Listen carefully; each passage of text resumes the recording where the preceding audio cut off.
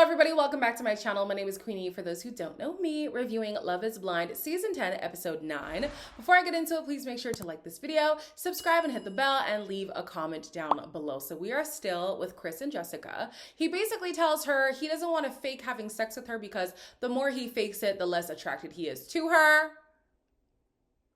And then he's like, you know what? I actually have been thinking about my number 2 a lot, which is such a slap in the face. But like over the past 2 days, I was thinking about like what it would be like if I was with that person too. What person? The number 2 person I had. I don't know, maybe it'd be up in flames. I'm just saying, like, these are just thoughts in my head.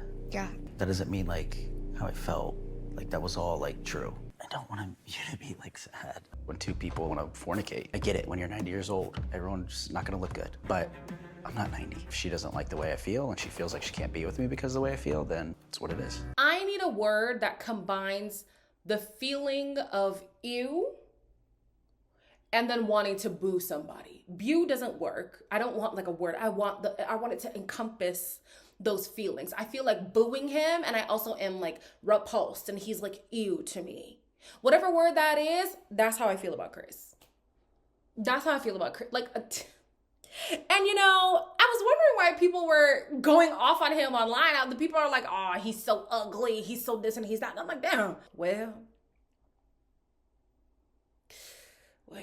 yeah, damn, you did it to yourself, Chris. You surely did. This man is then going to be confused why she's feeling down on herself because you just punched down on her. You basically said you're not as good as my number 2, mind you. I don't find you sexually attractive. I don't like your physique or whatever. I don't want to talk to you. I don't like... How is she supposed to feel about that?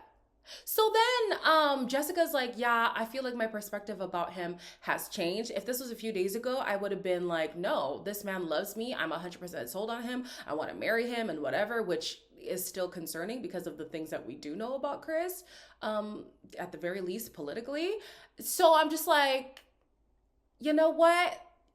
Thank you, Chris. This is a blessing in disguise, and Jessica might not have seen it in this moment, but she's later gonna see, oh, this is absolutely for the best. I'm sure she will be singing his praises to be like, thank you so much that you are an asshole because you saved me a life of misery. What's so annoying too is she was honest about her lifestyle in the pods, and now he's using it against her. Because oftentimes people in the pods will exaggerate certain things, right? But it sounded like she was being very transparent about what her day-to-day life looks like. So now he's like, oh yeah, that's just not gonna work for me. But you knew that. Like, I could have been dishonest with you and then maybe you would have a point, but I was honest with you and you're still coming to me with this BS. No, I would actually have to rip him a new one. She was too kind. We have some quick scenes here. Christine brings Vic to her hometown. This is something that she used to be insecure about, but if she's gonna marry Vic, he needs to see where she comes from, and he had a great time in the small town where she's from, so that's great. Then Amber and Jordan meet with his family. That went very well. They didn't really do a lot of grilling or a lot of talking, to be honest. It was just sharing like childhood stories, and they were just vibing. Then we have Britney and D.Va. They're having another conversation about her not feeling seen, and D.Va again is coming up with excuses. I don't feel as secure as I did in the pods with you. I don't like that you don't ever really tell me that I'm pretty. It gives me security, like that you find me attractive and you want me. When I did compliment like your bathing suit, it was just like, you haven't called me pretty. Okay, well now I don't want to. If I do it, it's only because you told me. I think something that I need to do is stop projecting my hurt on you. Thank you. I need a word. Guys, I need so many words today. You guys are my glossary. Not glossary. That's not what I want. You guys are my thesaurus. Yes. Find me words that are like the word that I want. He irritates me. But like I also pity him. What's a pity irritation word? Find that for me. Thank you. And as much as I understand how frustrating it might be to be with somebody who's constantly asking for reassurance, right? She's in a position to ask for reassurance because of his like pullback from her, right? So he's not being affectionate physically. He's also not being affectionate verbally. So what is she supposed to do? If you are saying, like, if you are sticking around, you're basically saying you want this relationship to continue. So then I'm going to need to feel as if there's some kind of desire coming from you. And how she wants to receive it is by him saying, you are beautiful, you are pretty. He will compliment maybe an outfit that she's wearing, but that doesn't necessarily mean that he finds her beautiful. So he's like, well, I don't want to say that you're beautiful because you're telling me that I have to say that you're beautiful. Then I'm just not going to want to say it. And he's like, I was saying those things, but then you said that I was saying it wrong on the little honeymoon thing. So then I just stopped saying it altogether. I don't know how that was the answer for him, but okay. If he in fact was so tired of having to say, you are so pretty, you are so beautiful all the time, maybe you could also prove it to her by how you treat her physically. If you're constantly pulling her in, if you tapping that ass, if you're cuddling her, if you're doing these things, then she would probably deduce that you find her attractive, that you think that she's beautiful, that you want to be around her. But you don't do that, nor do you say that. So what is she supposed to do? This man then goes into complimenting the fact that she has natural beauty. He likes her height and her eyelashes. Get D.Va off my screen. Bree and Connor are bickering about little domestic things, right? So she is pointing out the fact that he is not as clean as she is. There was also something else. Was it about like laundry or something? I don't know. But he's like, okay, you being a little sassy. She is being a bit bossy. She's better than that girl. I forget her. She's white. She's blonde. She wore that leather jacket. She was a little thickums. She's better than that, but she's like borderlining. She's almost there. But either way, they get texts from Jessica and Chris. He gets a text from Chris. She gets a text from Jessica. We don't get to hear what the texts say. However, Connor then goes and has a conversation with Chris. She doesn't want to do this anymore. I was just trying to be honest. You're attracted to her, though, right? Yeah, I mean, she's beautiful. And I didn't say like I wanted to be done. She's like, I'm done. I mean, it's what it sounded like. Have you tried reaching out to her? Yeah. Fuck, man. And she was a great friend of Bree, too. So she is a great friend of Bree. Like, both of you guys. Call me if you need anything. Yeah, maybe I'll be with Jess and we can all go on double date or something. Dude, I hope. I hope. He's like, I just want to work on stuff. How the hell is she supposed to work on the fact that you have been considering your number two as somebody who you'd rather be in a relationship with? Also, what can she do about her physique in the next few weeks? You want her to be a freaking athlete. She don't be working out. What is she to do about that? What is there to do? What is there to fight for in this relationship?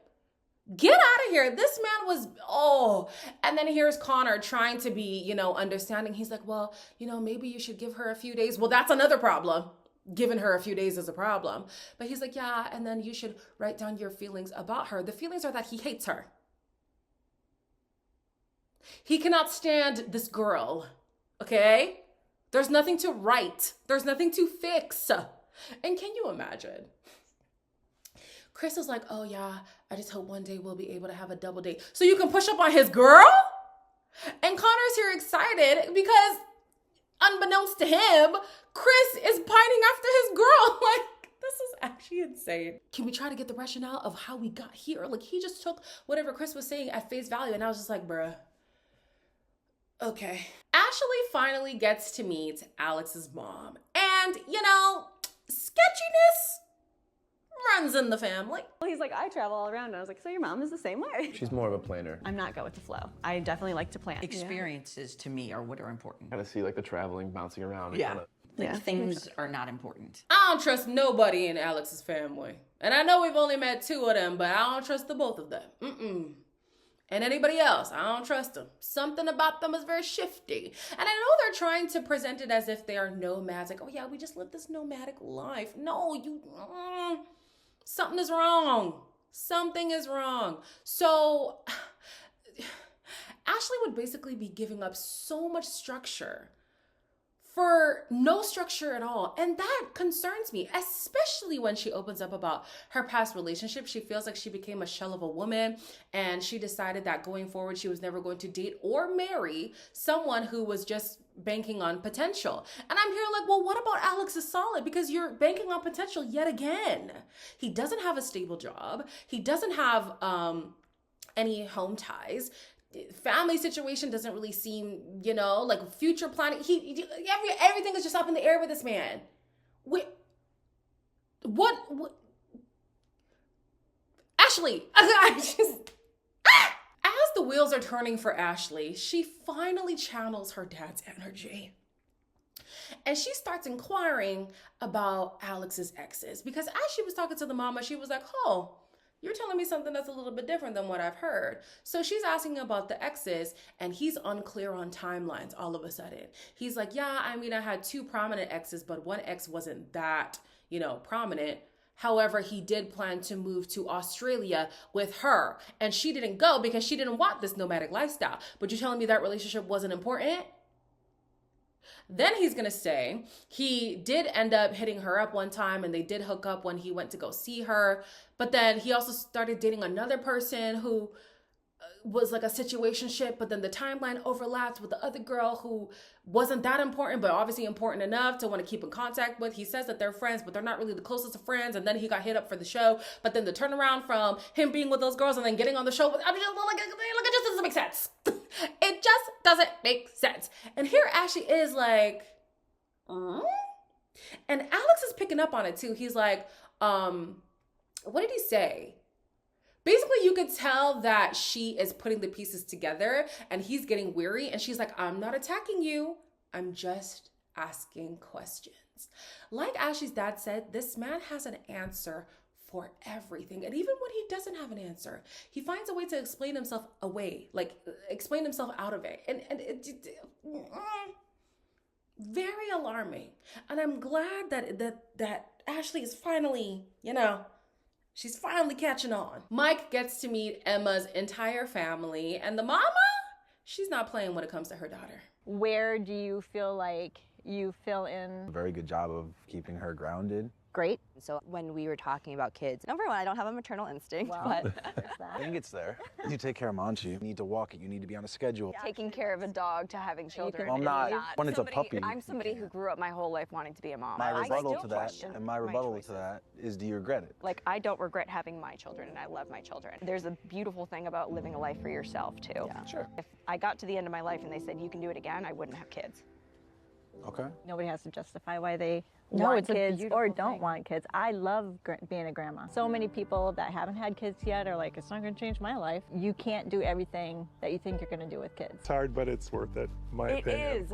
Not if you don't want them, though. I'm so glad Emma's sisters were there because this was good. Emma's sister is like, I have kids. I have 2 kids. I love my kids so much. If I got to the end of my life and I was asked if I can do life again, would I have kids? I wouldn't. Because your life changes so much. And I wanted kids. For all my life, all I could remember is wanting kids. And even after having these kids, you realize, oh my God, kids are a lot. And so she wants to make sure that these 2 are deciding to have kids, not to please the other person, but because this is a genuine desire for them. And this is essentially what Emma's mom is saying as well. She's like, yes, I love being a grandmother, but I just want to make sure that my daughter's wishes are honored in this relationship. Can you imagine Mike had pushback?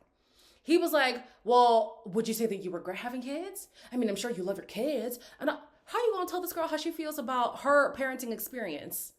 Like, he cannot accept anybody saying, no, kids are not for me. Like, I get it. You like the girl. You may even love the girl. But when your fundamental differences are this big, it's not worth it. I'm sorry, it's not. So then he's like, yeah, I've gotten to the point where if somebody was to say kids are an absolute no, then the relationship is an absolute no for me. And the reason why Emma's family is concerned is, yes, Emma might be on the fence right now, but for the longest time, the answer has been absolutely no for her. And they think, okay, her being on the fence is an improvement, but she probably is leaning still more towards a no. And even if she was considering kids, she's not in that headspace to have kids right now. And who knows when that mindset is going to change? That's not enough assurance for Mike to want to have kids. With her. Emma then opens up about how she was emotional when she was younger, about the scars that she has and how being adopted really affected her. And her parents were actually shocked by that because they felt like she hid that hurt very well.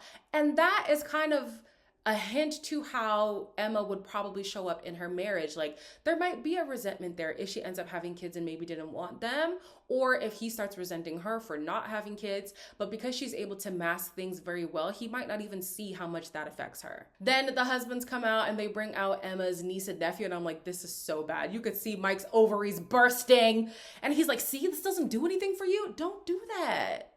Don't do that. And you know what's interesting too? This is now me reading some of y'all, because some of you guys were saying that I was reaching when it came to Mike in those earlier days in the pods. And it concerns me how not enough people believe what they see for what it is. If this man is, bringing up something so often and then trying to make it seem like he's not trying to convince you, but then obviously he's trying to push you in a certain direction, that's something to pay attention to. How he was in the pods is exactly how he's showing up now, and it was concerning then and it's concerning now. But some people were like, oh, you're making it seem like he's just really like shoving this thing down her throat. Is he not still doing that? He showed us who he was, and I believed him. Hello? Take a person for who they are. Stop trying to infer, well, maybe this, Stop.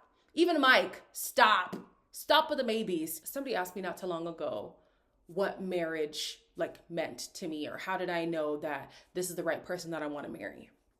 And I said, as he is today, would I be okay with him if he never changed? And the answer was yes. The answer was yes. If he does evolve in marriage, great. But if he was never to evolve and if he was to stay the same, would I be content? And I would have been. I am. He will not be. He being Mike. Mike will not be content if Emma stays this way. That's enough for you to say, I can't marry you. Bree meets Connor's family. Honestly, nothing really stood out outside of the fact that she said that before him, she was very independent. So it's a little hard for her to navigate living with somebody else now. And she says that if it was not Connor, it would be nobody else. Cut to the pod mixer. Chris has contacted Bree. I have no words for Chris. I just got some obscure oh yeah. From who? From Chris. And I was like, what the fuck happened last night? And he was like, call me. I was like, obviously I'm not engaging with it. Oh, I want to unfollow. First night single goes to strip club. I'm like, oh yeah. And the stripper on his lap. At first I was wondering, how did all these girls pick up on the fact that Chris was so sketchy, that he was just weird vibes, and Jessica didn't, because Jessica was living with him, right? We later find out that the Instagram was created very recently, right? So he apparently bought followers and he posted something weird about him being at the strip club and a stripper on his lap or something. I don't know what even was the point of that. He then used that time to message Bree. Bree isn't really clear on whether or not she was receptive to it. The next conversation sounds like she is a little bit receptive. I don't know. It was weird. But anyways, once Chris and what's her name, Jessica, arrive, it's clear that she has told the girls about some of the things that Chris said, because they're like, oh my gosh, body T, look at your body. Do you work out? Girl, you look so good. I would do that too. I'm that petty. I would do that too. And Chris was like, oh my gosh, they hate me. But then this is where we see Jessica have a conversation with Christine to loop her in. And she's like, he just created this Instagram. And that makes sense, because when they had that Instagram conversation earlier, I was like, how does she not know that his Instagram is probably different? Because people on TikTok did their research and he has a different, political view than she does. He didn't even have that social media platform yet. Or maybe whatever platform he has now either wasn't the Instagram he had then, or it just has shifted since then.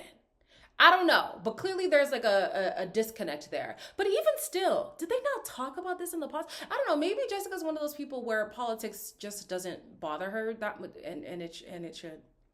Especially in the sector that she's in, you should be with somebody who aligns with you politically. You absolutely should be. Chris is clearly twisted. This man is toe up from the flow up. And he cannot shut up. Amber, I love this guy so much. I love Chris. Everyone's like, oh, Amber, she's crazy. She's perfect for this dude. He's so crazy too. You probably fucking hate me. A little bit. You think you're gonna get another hot doctor? Doesn't give a shit about anything but himself, so I don't give a shit about him. I'm just saying. Okay. Amber is my MVP. Because what do I look like smiling in your face when I don't care for you? I'm not gonna act like your friend. I'm not gonna act like I like you. I don't like you. I'm not very fond of you. Get out of my face. Yeah. Good on you, Amber. The other girls, they were entertaining him for way too long. Especially Brie. She was entertaining a conversation with Chris for way too long. I'm gonna say it. I don't give a flying fuck. I don't care if she's a neurosurgeon. Heard him say it. I don't give a flying fuck 4 times already. It's gonna be on camera. Like, I don't give a flying fuck. When I'm 90, I don't give a flying fuck. We should all go, like, do something together. Sorry. All right, we're Seriously? My dad and my family are all like, He's gonna meet your dad? Is it the best you've ever had? no, but it's good. Okay. I like to give the best. You need someone who's gonna be more dominant in your life. I wanna do that with you. Stop. After the third, I don't give a flying fuck, and you slandering my friend, I would have had to be gone. We're done now. This man, Chris, is trying to make it seem like Jessica is an ogre. And I'm not one to come for people's looks too much. I just think that it's rich. I think that it's rich that he's very vocal about Jessica's physical characteristics. And that's all I will say. And guys, don't get carried away, because some of y'all have been calling him all kinds of names. I delete it when I see it, but don't do that, okay? Not in my comment section, please and thank you. Chris then goes on to say, if he would have turned up the heat in the pods, Connor would be obsolete. Connor wouldn't even be in the equation. He wouldn't be a factor. This man is like, oh, your dad is a good guy. Your dad is an honorable man. It should be me that's meeting him. Your man is too submissive. I don't submit like that. I could challenge you. I could give you the life you deserve. I make good money. What does your man do? Blue collar? Ew. No, I'm the guy for you. I'm the one. And here Brie is entertaining the conversation. Entertaining the conversation. And I'm torn between if this was something that the producers were making her do, or was she really trying to hear him out? I appreciate it from a viewer standpoint because it allowed us to see Chris just hang himself. But Brie, why are you still standing here? How many more things does he have to say about your fiance for you to be like, okay, enough is enough now? What's going on? There was a quick moment that really doesn't go anywhere, but I feel like it's going to be something important in the next episode. Priyanka shows up and Alex says that he does know Priyanka from the outside, but he didn't want to tarnish her experience by, saying, hey, we know each other. So he just let her be, right? We do know that Priyanka does fit the archetype that he tends to be attracted to. She has darker features, all that stuff. So I wonder if it's going to be a thing of, oh, I wish I pursued something with Priyanka, or is he going to go back to maybe wanting to pursue something with Britney? We do see that Ashley is going to, bring up the fact that he doesn't find her attractive, and she's going to be annoyed by that again. So yeah, that'll be interesting. But for now, like, comment, share, and subscribe, and I will see you in the next one.